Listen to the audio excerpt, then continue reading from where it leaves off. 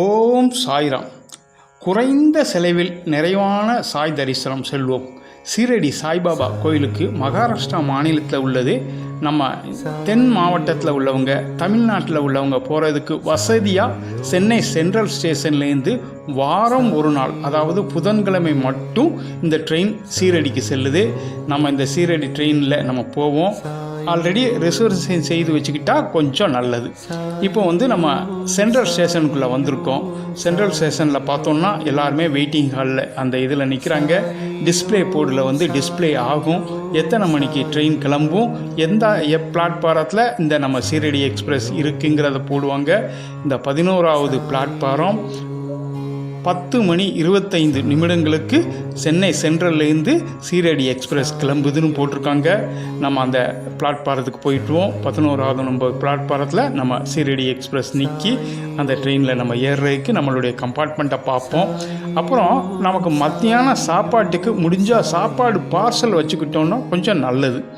இல்லைன்னா ட்ரெயின்லேயே சாப்பிட்டுக்கலாம். அது கொஞ்சம் உடம்புக்கு ஒத்துக்கிடணும். ஆனால் நம்ம வரும்போது எல்லாமே ட்ரெயினில் தான் சாப்பிட போகிறோம். போகும்போது மேக்ஸிமம் நம்ம பார்சல் ரெடி பண்ணி வச்சுக்கிட்டோன்னா ரொம்ப நல்லா இருக்குன்னு வச்சுக்கோங்களேன். இரவு நேரத்தில் இந்த டான்ட்டுங்கிற இடத்துக்கு வந்திருக்கு. இந்த டான்ட்டுங்கிற இடத்துல நம்ம எதுவும் வாங்கினாலும் வாங்கிக்கிடலாம். அப்படியே நம்மளுடைய பழம், இந்த மாதிரி டீ, பால் எதுவும் வேணாலும் வாங்கி சாப்பிட்டுக்கலாம். இந்த பிரயாணம் மிக அருமையாக போய்கிட்டு இருக்குது. இந்த ட்ரெயின் அருமையாக போகுது. அடுத்தபடியாக இந்த ட்ரெயின் நமக்கு வியாழக்கிழமை காலையில் 10:45 அதிகாலை காலையில் சீரடி வந்துடுவோம். இப்போ நம்ம சீரடி காலையில் 10:45 அதாவது சீரடி ரயில்வே ஸ்டேஷனுக்கு வந்துட்டோம்னா, இந்த சீரடி ரயில்வே ஸ்டேஷனில் இருந்து நம்ம கோயிலுக்கு போகிறதுக்கு, அப்புறம் சாய் ஆசிரமம், நம்ம தங்க போகிறது சாய் ஆசிரமங்கிற இடத்துக்கு, இங்கேருந்து நிறையா ஆட்டோக்கள் போகும். நம்ம ஆட்டோக்களில் ஏறிக்கிட வேண்டியது. இந்த ஆட்டோ மூலமாக நம்ம நீட்டாக நம்ம சாய் ஆசிரமத்துக்கே போயிடலாம். தங்குற இடம் இந்த சாய் ஆசிரமம் எப்படின்னு கேட்டீங்கன்னா, முன்கூட்டியே நம்ம அட்வான்ஸாக ஆன்லைனில் புக் பண்ணி வச்சுக்கிட்டோன்னா ரொம்ப நல்லது. இங்கே க்யூவில் நிற்கணுங்கிற அவசியம் கிடையாது. ஆட்டோ மூலமாக சாய் ஆசிரமம் வந்துடுவோம். இப்போ குடும்பத்தோடு வந்தோன்னா இந்த சாய் ஆசிரமம் மிகவும் வசதியாக இருக்கும். குறைந்த கட்டணம் செலுத்தினா போதும். மிக அருமையான வசதியோடு நமக்கு சாய் ஆசிரமம் தங்குறதுக்கு இருக்குது. இப்போ சாய் ஆசிரமத்தில் தங்கிட்டு காலையிலையோ கொஞ்சம் மத்தியானத்து சாயந்தரமோ நம்ம குளிச்சுட்டு ரெப்ரெஸ் பண்ணிவிட்டு ஒரு டைம் கோயிலுக்கு போவோம். அதுக்காக கோயிலுக்கு கிளம்புவோம். கோயிலுக்கு கிளம்புனோன்னா இங்கே துவாரகமாகி சாவடி போன்ற எல்லாமே இங்கே தான் இருக்குது. இங்கே க்யூவில் நிற்கிறாங்க. நம்ம அழகாக க்யூவில் நின்று இந்த துவாரகமாகி சாவடி போன்றவற்றையெல்லாம் நம்ம சாமி தரிசனம் பண்ணுவோம். பக்கத்திலேயே ஆஞ்சநேயர் கோயிலும் ஒன்று இருக்குது. இந்த ஆஞ்சநேயர் கோயிலையும் நல்லா தரிசனம் பண்ணிவிட்டு உள்ளே போனோன்னா பாபாவின் அருளால் பாபாவை நல்லா தரிசனம் பண்ணுவோம். பாபாவை கண்குளூர பார்ப்போம். பாபாட்ட நம்மளுடைய பிரச்சனையெல்லாம் சொல்லுவோம். பாபா நம்மளுக்கு காப்பாற்றுவார். பாபா நமக்கு தேவையானது எல்லாத்தையுமே கொடுப்பார். அப்பேற்பட்ட சக்தி வாய்ந்தவர் தான் இந்த சாய்பாபா.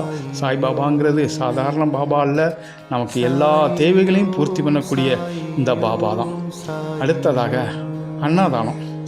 அதாவது கோயிலை விட்டு வெளியில் வந்தோன்னா நம்ம இந்த பிரசாதம் எல்லாம் வாங்கி முடிச்சுட்டு அப்படியே அந்த ஒரு பெரிய இடம் இருக்குல்ல, அது எப்படின்னு கேட்டீங்கன்னா, நம்ம சில நேரங்களில் நிகழ்ச்சிகள் நடக்கும். இரவு நேரங்கள்லேயோ பகல் நேரங்கள்லேயோ நிகழ்ச்சிகள் நடக்கும்.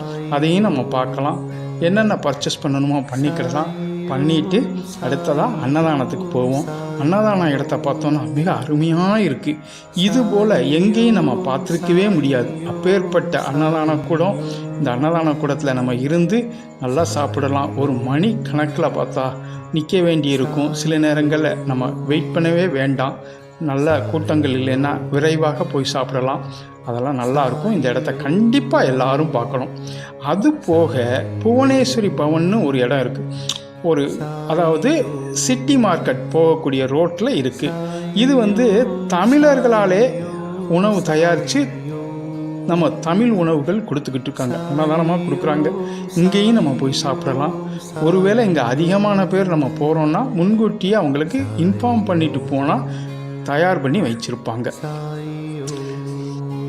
மாலை நேரம் கடை வீதியில் போய் தேவையான பொருட்களை எல்லாம் வாங்கலாம்.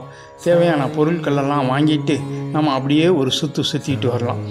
விலை கொஞ்சம் பேசித்தான் வாங்கணும். ஒரு சில நேரம் கொஞ்சம் அதிகமாகவும் சொல்லுவாங்க. இங்கே மொத்த கடைகளும் உண்டு, சில்லறை கடைகளும் உண்டு. நம்ம எல்லாம் போய் ஜாமான்லாம் வாங்கிட்டு நேர தனியார் ஹோட்டல் உண்டு, அங்கேயும் எல்லா வசதிகளும் உண்டு. அப்புறம் நம்ம வாசனை ஊதுபத்தியெல்லாம் இங்கே இருக்குது. வாசனை ஊதுபத்தியெல்லாம் வாங்கிட்டு நம்ம நீட்டாக கிளம்புறதுக்கு தயாராகவும். இரவு 8 மணிக்கு மேலே சாவடி பூஜை மிக அருமையாக இருக்கும். இந்த சாவடி பூஜையை பார்க்க மிக கண்கொள்ளா காட்சி. இதுக்கு மக்கள் அதிகமான கூட்டங்கள் வருவாங்க. நம்ம இந்த சாவடி பூஜையெல்லாம் பார்ப்போம். பார்த்துட்டு நாமும் இந்த பூஜையில் கலந்துக்கிடுவோம். அப்புறம் நாமும் பாபாவின் அருளால் நம்ம சீரடியிலிருந்து சென்னைக்கு கிளம்புவோம். நன்றி, வணக்கம். அடுத்த வீடியோவில் உங்களுக்கு பாபாவினுடைய தோட்டம், அப்புறம் பாபா சம்மந்தப்பட்ட நிறையா விஷயங்களை உங்களுக்கு கொடுக்குறேன்.